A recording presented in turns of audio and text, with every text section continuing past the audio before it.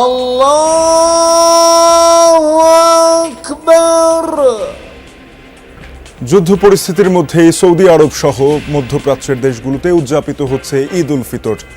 মক্কার হারাম শরীফ আর মসজিদে নববীতে ঈদের নামাজে লাখো মুসল্লির ঢল। ঈদ উদযাপনের শেষ মুহূর্তেও ঢাকা ছাড়ছেন অনেকে। নির্ধারিত ভাড়াতেই সদরঘাট থেকে যাচ্ছে লঞ্চ। অনেকটা ফাঁকা বগি নিয়ে ছুটছে ট্রেন, বাসেও যাত্রী চাপ কম। না, কোনো ঝামেলা নাই, সুন্দরভাবে যাচ্ছি। টিকিট পাইছি, গাড়ি সিরিয়ালে আছে। ভালো লাগছে, আমি দাদুদের সাথে ঈদ করতে যাচ্ছি। সারা বছর পর এমন একটা দিন আসে, তো সেই দিনটা সবার পরিবারের সাথে কাটানোর আলাদা অন্যরকম একটা মজা। জনসংখ্যা কম, এখন মনে করেন অত লোক নাই, ভিড় কম। ঈদের পর তীব্র হতে পারে বিদ্যুৎ জ্বালানি সংকট, আশঙ্কা বিশেষজ্ঞদের। মূল্য সমন্বয়ের পাশাপাশি সংকট সামলাতে এখনই করণীয় ঠিক করার তাগিদ। সঙ্গে ঈদের পরে হয়তো একটা সিদ্ধান্ত নিতে হতে পারে যে আমাদের তেলের দাম বাড়াতে হবে। সরকারকে, কেন্দ্রীয় ব্যাংকে এখন থেকেই খুব ঠান্ডা মাথায় সমন্বয় করতে হবে।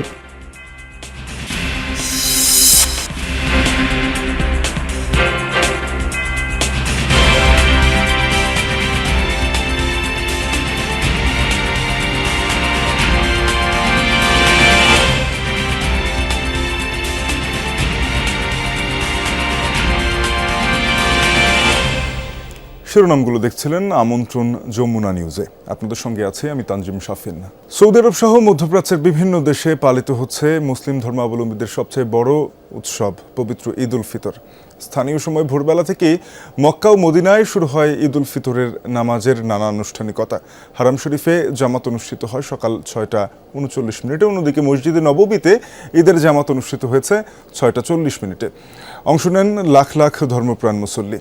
সংযুক্ত আরব আমিরাত, কাতার, কুয়েত, বাহরাইনে ঈদ উল ফিতর উদযাপিত হলেও একদিন পর ঈদ পালন করবে মধ্যপ্রাচ্যের আরেক দেশ ইরান। তাকবীরে তাকবীরে মুখরিত আল্লাহর ঘর। সংযম, আত্মশুদ্ধির 1 মাস পর পবিত্র ঈদ উল ফিতরের সালাতে অংশ নিচ্ছেন ধর্মপ্রাণ মুসলিমরা। আল্লাহু আকবার। আল্লাহু আকবার।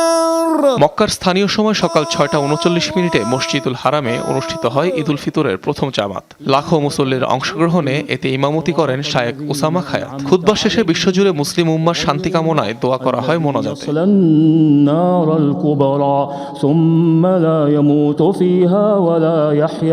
মদিনার মসজিদে নববীতে ঈদ সালাত অনুষ্ঠিত হয় 6:40। এতে ইমামতি করেন শায়েখ সালাহ আল বুদাইর। অংশ নেন লক্ষাধিক মুসল্লি।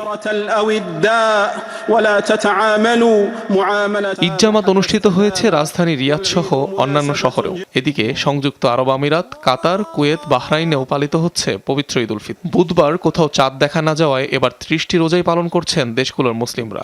তবে শনিবার ঈদ পালন করবে মধ্যপ্রাচ্যের আরেক দেশ ইরান। যুদ্ধবিধ্বস্ত গাজাতেও আজ উদযাপিত হচ্ছে ঈদ উল ফিতর। ইসরায়েলের বিধিনিষেধ থাকায় ঈদ সালাত আদায় হচ্ছে না পবিত্র আল আকসা মসজিদে। এদিকে বাংলাদেশ, ভারত, পাকিস্তান, ইন্দোনেশিয়া সহ বিশ্বের অন্যান্য দেশে ঈদ উল ফিতর উদযাপিত হবে শনিবার। অনিক রহমান, যমুনা নিউজ। এই যাত্রার খবর। ঈদের ছুটিতে শেষ সময়ে রাজধানী ছাড়ছেন ঘরমুখ মানুষ। পরিবার প্রিয়জনদের সাথে ঈদ উদযাপনে রেল, সড়ক ও নৌপথে আজও আছে মানুষের সমাগম। ভোরের আলো ফুটতে পরিবার পরিজন নিয়ে সদরঘাটে আসতে শুরু করেন ঘরমুখ মানুষ। সদরঘাট লঞ্চ টার্মিনালে আজও ভিড় রয়েছে বেশ। সকাল 8টার পরপরই ছাড়তে শুরু করে দক্ষিণাঞ্চলগামী লঞ্চগুলো। দক্ষিণাঞ্চল সহ বিভিন্ন জেলার 37টি রুটে চলছে লঞ্চ। পর্যাপ্ত যাত্রী হলেই উপকূলীয় জেলাগুলোর উদ্দেশ্যে লঞ্চ ছেড়ে যাবে বলছেন কর্তৃপক্ষরা। স্বস্তির বিষয়ে অন্যান্য সময়ের মতো অতিরিক্ত ভাড়া আদায়ের তেমন কোনো অভিযোগ পাওয়া যায়নি। নির্ধারিত ভাড়াতেই যাত্রা করতে পেরে যাত্রীরা খুশি। যে কোনো ধরনের অনাকাঙ্ক্ষিত দুর্ঘটনা এড়াতে তৎপর রয়েছে আইন শৃঙ্খলা বাহিনীর সদস্যরাও। সারা বছর পর এমন একটা দিন আসে, তো সেই দিনটা সবার পরিবারের সাথে কাটানোর আলাদা অন্যরকম একটা মজা। তো অবশ্যই অনেক ভালো লাগছে যে সবার সাথে ঈদ করতে যাচ্ছি। জার্নিটার ভিতরে আমাদের অনেক স্বপ্ন লুকিয়ে থাকে, আমরা বাড়ি ফিরবো, আমরা যেন সুস্থে বাড়িতে ফিরতে পারি, এই যাত্রা যেন আমাদের জন্য শুভ হয়, সেই জন্য সরকারের যে করণীয় অবশ্যই সেই কর্তব্যগুলো তারা পালন করবে, আমরা এই আশাই করি। সকাল থেকেই কমলাপুর রেলওয়ে স্টেশনে প্ল্যাটফর্মে যাত্রীদের উপস্থিতি লক্ষ্য করা গেলেও ছিল না কোনো ভোগান্তি। ঈদযাত্রার শেষ লগ্নে এসে অনেকটাই ফাঁকা বগি নিয়ে গন্তব্যে ছুটছে ট্রেন। রেলের শিডিউল অনুযায়ী নিয়মিত যাত্রা না হওয়ায় গতকাল থেকেই টিকিট কাটার সুযোগ পেয়েছেন অনেকে। এমনকি আজও কাউন্টার ও অনলাইনে মিলছে কাঙ্ক্ষিত টিকিট। হঠাৎ টিকিট পেয়ে এবং সময় মতো ট্রেন ছাড়ার কারণে বেশ উচ্ছ্বসিত সাধারণ যাত্রীরা। বেশিরভাগ ট্রেনই নির্ধারিত সময়ে স্টেশন ছেড়ে যাচ্ছে বলে জানিয়েছে রেল কর্তৃপক্ষ। কমলাপুরীতে যে ভিড় দেখা যায়, সামনে কি অবস্থা হবে তা তো বলতে পারছি আর কি। লোক সংখ্যা কম, জনসংখ্যা কম, এখন মনে করেন অত লোক নাই, ভিড় কম। সকাল থেকে রাজধানীর বাস টার্মিনালগুলোতে ঘরমুখো মানুষের চাপ আগের দিনের চেয়ে কম, ফলে নেই চিরচেনা সেই ভোগান্তি। ব্যবস্থাপনাও আগের দিনগুলোর চেয়ে অনেকটা ভালো। যাত্রীরা জানান কাউন্টারগুলোতে টিকিট মিলছে সহজেই, তবে অভিযোগ রয়েছে দূরপাল্লার বেশ কিছু রুটে নির্ধারিত ভাড়ার চেয়ে অতিরিক্ত টাকা আদায় করা হচ্ছে। সেই সাথে টার্মিনাল কেন্দ্রিক যানজটের কারণে কিছুটা ভোগান্তি রয়ে গেছে। না, কোনো ঝামেলা নাই, সুন্দরভাবে যাচ্ছি। টিকিট পাইছি, গাড়ি সিরিয়ালে আছে, বাচ্চা আছে শুধু, এই কারণে বেশি একটু ঝামেলা কমলে যাবো আর কি। 750 টাকা রংপুর, 100 টাকা বেশি নিয়েছে। রাজধানীর বিমানবন্দর রেলওয়ে স্টেশন থেকে যুক্ত হবেন সহকর্মী আলামিন হক অহন। অহন, সকাল থেকে কমলাপুর স্টেশনে তো ট্রেনের তেমন যাত্রী চাপ বাড়তি দেখা যায়নি। বিমানবন্দর রেলওয়ে স্টেশনে কি পরিস্থিতি, সেখানে যাত্রীরা ভিড় করছেন কিনা? যাত্রীরা ভিড় করছেন, বরং আমি বলবো যে বিমানবন্দর রেল স্টেশনে একটু যাত্রী চাপ কমলাপুরের চাইতেও বেশি অনেকটাই, কারণ একটি মাত্র প্ল্যাটফর্ম, যে কারণে অনেক মানুষ একসঙ্গে অবস্থান করেন। আর আমি যদি সেই দৃশ্য দেখাই, এই মুহূর্তে কিশোরগঞ্জ এক্সপ্রেস ট্রেনটি এই প্ল্যাটফর্মে এসে অবস্থান করছে এবং এটি যখন এসে দাঁড়ায় তখন তো অনেকেই হুড়োহুড়ি করে ওঠার চেষ্টা করছিলেন এবং সকাল থেকে আমরা যে চিত্র দেখেছিলাম তার চাইতে অন্তত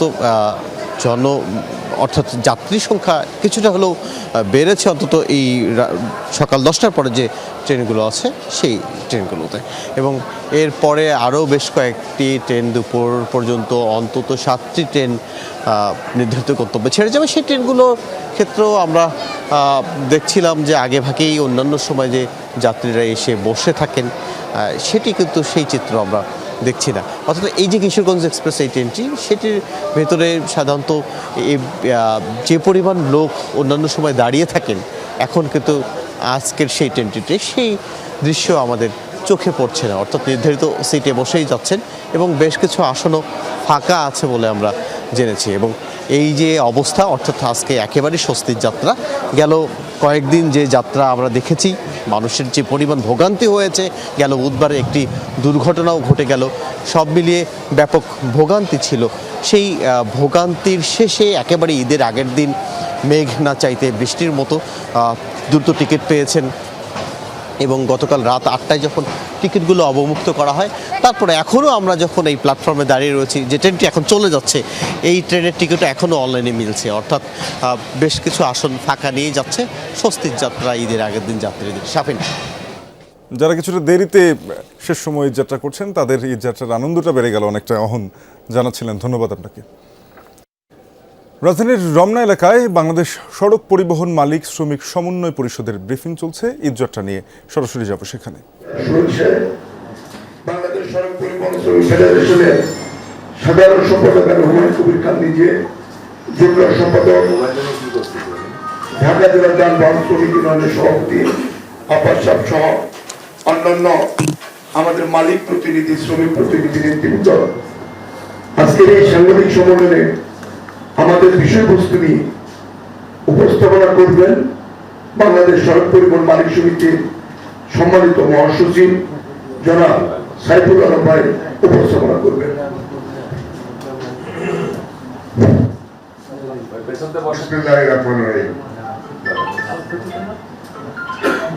বাংলাদেশ সড়ক পরিবহন মালিক শ্রমিক সমন্বয় পরিষদ অর্থাৎ বাংলাদেশ সড়ক পরিবহন মালিক সমিতি, Bangladesh bus truck owners association এবং বাংলাদেশ সড়ক পরিবহন শ্রমিক ফেডারেশন, এই তিনটি জাতীয় সংগঠনের সমন্বয়ে গঠিত এই সমন্বয় পরিষদ এর আজকে এই প্রেস ব্রিফিং।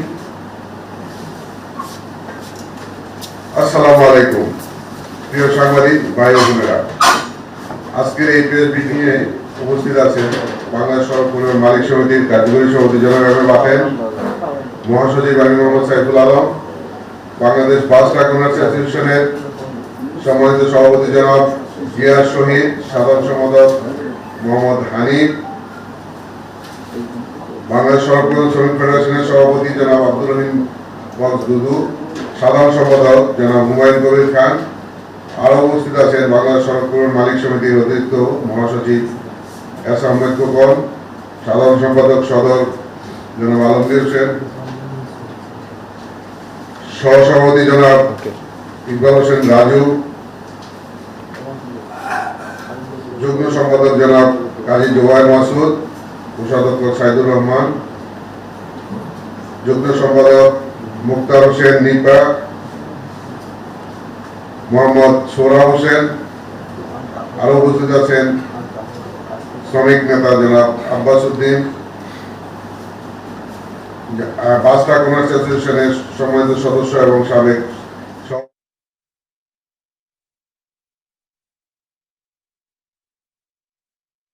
ঈদের আগের দিনেও সড়ক মহাসড়কে ঘরমুখ মানুষের ভিড়, যানজট না থাকায় স্বস্তিতেই বাড়ি ফিরছেন তারা। ঢাকা টাঙ্গাইল, ঢাকা ময়মনসিংহ, ঢাকা চট্টগ্রাম মহাসড়কে আজও বাড়ি ফেরা মানুষের চাপ রয়েছে, তবে যান চলাচল পুরোপুরি স্বাভাবিক, কোথাও কোনো জটলা কিংবা ধীরগতিও নেই। এতে বেশ স্বস্তিতে বাড়ির পথে ছুটছে মানুষ। চন্দ্রায় যত্রতত্রভাবে যাত্রী তোলায় কিছুটা বিশৃঙ্খলা রয়েছে। দক্ষিণ পশ্চিমাঞ্চলের যাত্রীরাও বাড়ি ফিরছেন স্বস্তিতে। ঈদযাত্রা নির্বিঘ্ন করতে মহাসড়কের বিভিন্ন পয়েন্টে প্রশাসনের তদারকি অব্যাহত রয়েছে, তবে বেশ কিছু স্থানে বাড়তি ভাড়া আদায়ের অভিযোগ করেন যাত্রীরা।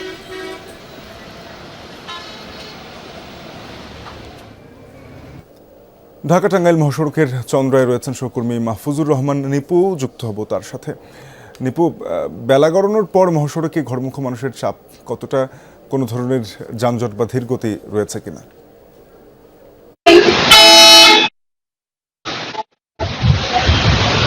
শাফিন, আসলে আমরা যদি নবীনগর চন্দ্রা মহাসড়কের এবং টাঙ্গাইল মহাসড়কের কথা বলি, এখন পর্যন্ত স্বস্তির যাত্রী রয়েছে ভিতরে। আমরা সকালটাই যেমনটি বলছিলাম যে যানবাহনের চাপ আছে, তবে কোথাও কোনো যে জটলা ঘন্টার পর ঘন্টা বসে থাকা তেমন কিছু নেই। আমরা আপনাকে জানিয়ে রাখি যে এই মুহূর্তে যারা উত্তরবঙ্গে যাবেন তাদের চন্দ্রাতে ছোট্ট একটু যানবাহনের লম্বা সারি রয়েছে, যেটা সাধারণত দিনগুলোতেও এই ঠিক তেমনটি রয়েছে। আর অন্যান্য দিন যেমন আমরা দেখেছি যে এই যে চন্দ্রাতে তারা যাত্রীরা অপেক্ষা করে বাসের জন্য, আজকে কিন্তু আমরা দেখছি যে অনেক খালি বাস কিন্তু এখানে যাত্রীর অপেক্ষায় বসে আছে, কাঙ্ক্ষিত তারা যাত্রী পাচ্ছেন না, যাত্রীদের তেমন চাপ নেই। আর কিছুক্ষণ আগে এখানে কিন্তু এক পশলা বৃষ্টি হলো, আর এই বৃষ্টির কারণে বেশ একটু ভোগান্তিতে রয়েছে যারা বাড়ি যাচ্ছেন, বাড়ির পথ ধরেছেন, তাদের কিন্তু একটু ভোগান্তিতে রয়েছে। তবে স্বস্তির বিষয় হচ্ছে যে পরিমাণ দোকানে বিভিন্ন জায়গায় আস্থা নিতে পেরেছে। তো সবকিছু মিলিয়ে আমরা এতটুকু বলতে পারি যে এখন পর্যন্ত উত্তরের যাত্রা চন্দ্রার এই অংশটুকু কিন্তু বেশ স্বস্তিতেই যাওয়া যাচ্ছে। নিপু জানাচ্ছিলেন ঢাকা টাঙ্গাইল মহাসড়কের এই যাত্রা এখন পর্যন্ত স্বস্তির। ধন্যবাদ আপনাকে। মধ্যপ্রাচ্য পরিস্থিতি স্বাভাবিক না হলে ঈদের পর জ্বালানি ও বিদ্যুৎ সংকট তীব্র হতে পারে বলে আশঙ্কা করছেন বিশেষজ্ঞরা। তাদের পূর্বাভাস, আগামী মাসে জ্বালানি তেল, গ্যাস সবকিছুর দাম বাড়াতে হবে সরকারকে। তা না হলে বিপুল পরিমাণ ভর্তুকি দেয়া অর্থনীতির জন্য কঠিন চ্যালেঞ্জ হবে বলেও ধারণা তাদের। সংকট সামলাতে এখনই সরকারকে সম্ভাব্য করণীয় নির্ধারণের পরামর্শ দিচ্ছেন তারা। ইরান ইসরায়েল যুক্তরাষ্ট্র যুদ্ধ শেষ পর্যন্ত গড়িয়েছে জ্বালানি যুদ্ধে। একের পর এক ইরানের জ্বালানি স্থাপনায় হামলা আর জবাবে ইসরায়েল সহ মধ্যপ্রাচ্যের বিভিন্ন দেশেও গ্যাস ও তেল ক্ষেত্রে মিসাইল নিক্ষেপ করেছে ইরান। আর যুদ্ধের শুরুর দিকেই হরমুজ প্রণালীতে জাহাজ চলাচল বন্ধ করায় তার প্রভাব পড়েছে পুরো বিশ্বেই। এরই মধ্যে অস্থির জ্বালানি তেলের আন্তর্জাতিক বাজার, ব্যারেল প্রতি দাম উঠেছে $120 পর্যন্ত।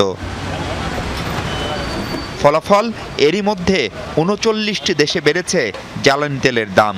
পরিস্থিতি মোকাবেলায় নানা সাশ্রয়ী উদ্যোগ নিয়েছে বিভিন্ন দেশ। নতুন সরকার, রমজান সব মিলিয়ে এখনো জ্বালানি তেলের দাম বাড়ায়নি বাংলাদেশ, কিন্তু এপ্রিলের আগে যে দাম সমন্বয় হবে তা নিশ্চিত। দাম যদি জাস্ট 50% বেড়ে যাবে, এই 12-13 বিলিয়ন ডলার 19 বিলিয়ন ডলারে চলে যাবে এই বছর। আমাদের তো ফরেন রিজার্ভ খুব শক্তিশালী অবস্থায় নাই, এই সাপ্লাই কিন্তু আরো বড় আকারে ডিসরাপশন হবে। তখন দাম তো পরের কথা, কৃচ্ছ্রতা সাধনের পরেও যেই জায়গাগুলো আসলে বন্ধ করা যায় না ম্যান্ডেটরি, সেই জায়গার জন্য প্রপার তেল পাবো নাকি বা গ্যাস পাবো নাকি, এটা নিয়ে এখন শঙ্কা সৃষ্টি হচ্ছে। নিঃসন্দেহে ঈদের পরে হয়তো একটা সিদ্ধান্ত নিতে হতে পারে যে আমাদের তেলের দাম বাড়াতে হবে। এটার বড় কারণ হলো যে আগে যেই সরবরাহটা ছিল সেটা হয়তো আমরা পূর্বের দামে পেয়েছি, সেখান থেকে এখন আমাদের যে দামটা আছে এইটা বাড়ানোর একটা প্রক্রিয়া হয়তো আমাদের শুরু করতে হবে। আশঙ্কা আছে আরও আসছে গরমে স্বাভাবিকভাবেই বাড়বে বিদ্যুতের চাহিদা। প্রশ্ন হলো, চাহিদা অনুযায়ী উৎপাদনের জ্বালানি মিলবে তো? 10 দিন ধরে দিনে এই গুলশান বাড়িধারা এলাকাতেই দুবার তিনবার ইলেকট্রিসিটি যাচ্ছে, খুব বেশি সময়ের জন্য না, কিন্তু 15 মিনিট আধা ঘন্টা। তো হয়তো এর মানে দেশের অন্যান্য জায়গায় হয়তো আরো বেশি লোডশেডিং হচ্ছে। এপ্রিল মাস থেকে আমাদের এটা অগাস্ট সেপ্টেম্বর পর্যন্ত একটা পিক সিজন থাকবে এবং জুন জুলাইয়ের দিকে এটা সর্বোচ্চ পর্যায়ে যায় আমাদের চাহিদা। বিদ্যুতের উৎপাদন যেমন ক্ষতিগ্রস্ত হতে পারে, পরিবহন এবং কৃষির মতো জায়গাগুলো ক্ষতিগ্রস্ত হতে পারে, এবং আরেকটা হলো যে গ্যাসের সরবরাহের ক্ষেত্রেও কিন্তু একই বিষয়টা প্রযোজ্য। পরিস্থিতি মোকাবেলায় কার্যকর উদ্যোগ নেয়ার তাগিদ তাদের। এই যে বর্তমান উচ্চ মূল্যটা আছে, এটা খুব সহসা নেমে আসবে না। এটা যদি যুদ্ধ বন্ধ হয় তাহলেও এই দামটা উচ্চ পর্যায়ে থাকার মতন পরিস্থিতি আছে। সরকারকে, কেন্দ্রীয় ব্যাংকে এখন থেকেই খুব ঠান্ডা মাথায় সমন্বয় করতে হবে। প্রথমে প্রজেকশন, তারপর অর্থের সংকুলন, বিভিন্ন জায়গায় যোগ বিয়োগ করে সমন্বয় করা এবং সেইভাবে এটাকে সামাল দিতে হবে। দীর্ঘমেয়াদী নিজস্ব জ্বালানি সম্পদ অনুসন্ধান ও উত্তোলনে জোর দেওয়ারও তাগিদ তাদের। মাহফুজ মিশু, যমুনা নিউজ, ঢাকা। ঈদের বড় ছুটি কেন্দ্র করে পর্যটন নগরী সিলেটে শুরু হয়েছে উৎসবের প্রস্তুতি। জাফলংয়ের নীল জল থেকে ভোলাগঞ্জের সাদা পাথর, সবখানি এখন পর্যটকদের বরণ করে নেয়ার শেষ মুহূর্তের ব্যস্ততা। দীর্ঘ ছুটিতে কয়েক লাখ পর্যটকের সমাগম হবে বলে আশা করছেন সংশ্লিষ্টরা।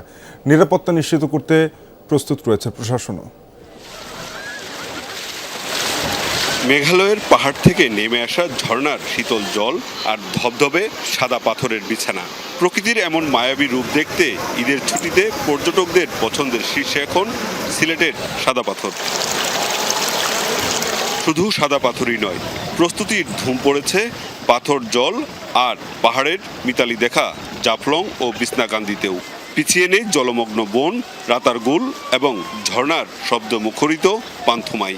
পর্যটকদের বাড়তি ভিড় সামাল দিতে পর্যটন এলাকার খাবারের দোকান ও ক্ষুদ্র ব্যবসায়ীরা সাজাচ্ছেন তাদের দোকানপাট। একসাথে প্রায় 5,000 লোকের করতে পারবো আর কি, যাওয়া আসা করতে পারবে। পরিবেশটাও সুন্দর হয়েছে, ভালো হয়েছে, বৃষ্টি দেওয়ার কারণে নদীতে ডলাইছে। দোকানও এখন বর্তমানে আমরা রেডি করতেছি ঈদের জন্য। এদিকে পর্যটকদের আবাসন নিশ্চিত করতে হোটেল মোটেলগুলোতেও সাজ সাজ রব মিলেছে আশানুরূপ বুকিংও। বুকিং আমাদের চলমান চলতেছে, আমরা মোটামুটি 60% বুকিং পেয়েছি। আশানুরূপ যারা আমাদের পুরাতন ক্লায়েন্ট এবং নতুন ক্লায়েন্ট, অনেক যে ট্যুর কোম্পানি আছেন আমাদের সাথে যোগাযোগ করতেছেন। পর্যটন স্পটগুলোতে আগতদের নিরাপত্তা ও যে কোনো হয়রানি বন্ধে সর্বোচ্চ প্রস্তুতি টুরিস্ট পুলিশের। প্রত্যেকটা স্পটেই সার্বক্ষণিক টহল ডিউটিরত টুরিস্ট পুলিশ থাকবে, যেখানে যে কোনো ধরনের আইন শৃঙ্খলা বা অন্যান্য কোনো সমস্যায় যেন পর্যটকরা না পড়ে সে বিষয়ে টুরিস্ট পুলিশ সর্বদা তৎপর থাকবে।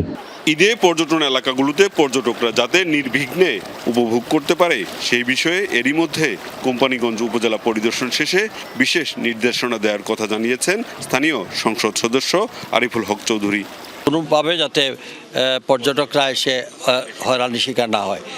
আমি এও বলছি যে আমাদের অতিরিক্ত দেওয়া হইল, তারপরে এখানকার প্রশাসন, পুলিশ প্রশাসন সহ আমি র্যাবকেও বলে দিচ্ছি।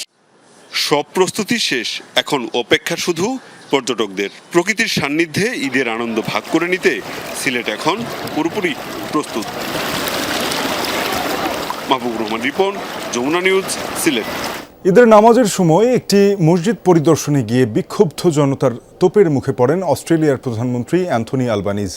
শুক্রবার সিডনিতে অবস্থিত অস্ট্রেলিয়ার সবচেয়ে বড় মসজিদে ঘটে এই ঘটনা। ঈদের শুভেচ্ছা বিনিময়ে মসজিদের ভেতরে প্রবেশ করেন আলবানিজ। এ সময় একদল মুসল্লি গাজায় ইসরায়েলি আগ্রাসন ইস্যুতে অস্ট্রেলিয়া সরকারের অবস্থান নিয়ে ক্ষোভ ঝাড়েন। আলবানিজকে গণহত্যার সমর্থক আখ্যা দিয়ে মসজিদ থেকে বেরিয়ে যেতে বলেন। পরে সংবাদ সম্মেলনে অনাকাঙ্ক্ষিত ঘটনা ঘটলেও সামগ্রিকভাবে আয়োজনকে ইতিবাচক আখ্যা দেন অস্ট্রেলিয়ার প্রধানমন্ত্রী। দাবি করেন ৩০ লাখ মানুষের মধ্যে বিক্ষোভকারীর সংখ্যা ছিল গুটি কয়েক।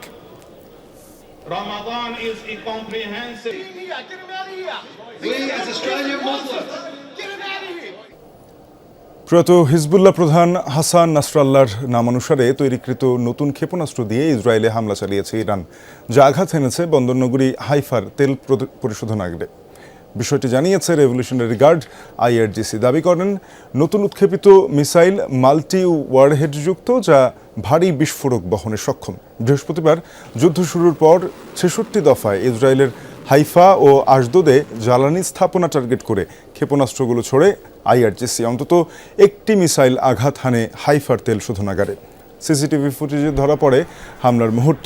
ব্যাহত হয় প্ল্যান্টটির সাময়িক কার্যক্রম। এছাড়াও তেল আবিব, জেরুজালেম সহ উত্তর ও দক্ষিণ ইসরায়েলে হামলা চালায় ইরান। এদিকে শুক্রবার ভোররাতে তেহরানে ৪ থেকে ৫ দফায় বিমান হামলা চালিয়েছে IDF। বেশ কয়েকটি বিস্ফোরণের শব্দ শোনা গেছে। হরমুজ প্রণালীতে IRGCর একাধিক নৌযানে হামলা চালিয়েছে যুক্তরাষ্ট্র। নতুন উন্মোচিত ট্যাঙ্কের মহড়া চালিয়েছে উত্তর কোরিয়া, যা তদারকি করেছেন দেশটির সর্বোচ্চ নেতা কিম জং উন। অত্যাধুনিক এই ট্যাঙ্ক ড্রোন ও ট্যাঙ্ক বিরোধী ক্ষেপণাস্ত্র প্রতিহতে সক্ষমতা দেখিয়েছে। নিখুঁতভাবে লক্ষ্যবস্তুতে আঘাত হেনেছে। উত্তর কোরিয়ার রাষ্ট্রীয় টেলিভিশনে প্রকাশিত ভিডিওতে দেখা যায় চলন্ত ট্যাঙ্কে বসে রয়েছেন কিম। এ সময় কিমের সঙ্গে তার মেয়েও ছিল।